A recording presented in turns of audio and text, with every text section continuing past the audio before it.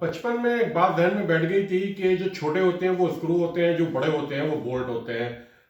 ऐसा कुछ नहीं होता। जो स्क्रू होते हैं वो स्क्रू होते हैं, जो बोल्ट होते हैं वो उसको बोल्ट कहते हैं। उनमें जो फ़र्क है वो मैं आपको बताना चाह रहा था कि बोल्ट और स्क्रू में फ़र्क क्या होता है। तो आप मेरे पास आके देख सकते हैं कि ये मेरे पास मुख्तलिफ़ शेप की चीज़ें मौजूद हैं।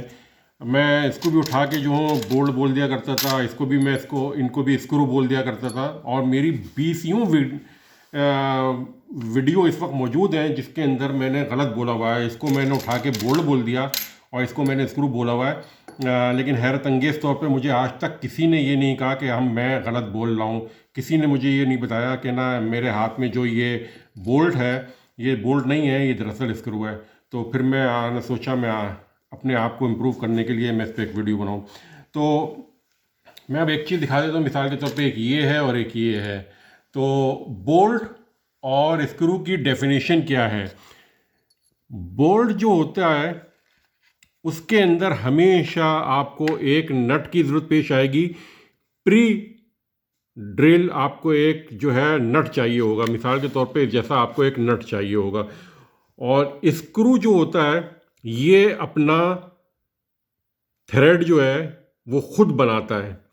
तो इसके अंदर क्या होगा, मैं अपनी यहाँ पर कि अगर आप इसके अंदर रखें, ये एक बोल्ट है, ये बोल्ट है। तो इसको हमेशा एक ऑलरेडी प्री ड्रिल जो है नट या इसके अंदर थ्रेड चाहिए होते हैं, प्री थ्रेड चाहिए होते हैं। यानी ये इसके अंदर लगेगा। तो ये खुद अपने तौर पे थ्रेड नहीं बना सकता, इसके लिए आपको पहले से बनाना पड़ेगा। तो जिस चीज़ में आपको पहले से बनाना पड़ा है उसको हम बोल्ट बोलते हैं। इसको आप यहाँ देख लें कि अगर हम इसको लगाना चाहें तो ये भी बोल्ट है, लेकिन इसके अंदर हम नट लगाते हैं, तो ये भी बोल्ट है। इसी तरह यहाँ पे आप देख रहे होंगे इसके अंदर जो चीज़ भी जाएगी यहाँ से इसके अंदर, तो वो बोल्ट कहलाएगा। इसके अंदर जो भी आप चीज़ टाइट करेंगे वो बोल्ट कहलाएगा।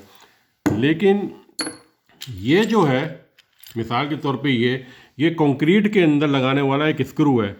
तो इसके अंदर जो थ्रेड हैं वो इंतहाई शार्प होते हैं। ये जो होते हैं ये शार्प होते हैं। इनका काम ये होता है इन थ्रेड का कि वो जो चीज़ भी है उसको अंदर काटे। ये कंक्रीट के अंदर इस्तेमाल होता है और ये लकड़ी के अंदर इस्तेमाल होता है। तो ये जो थ्रेड दिखाई दे रहे हैं ये बड़े शार्प होते हैं। ये इंतहाई शार्प होते हैं।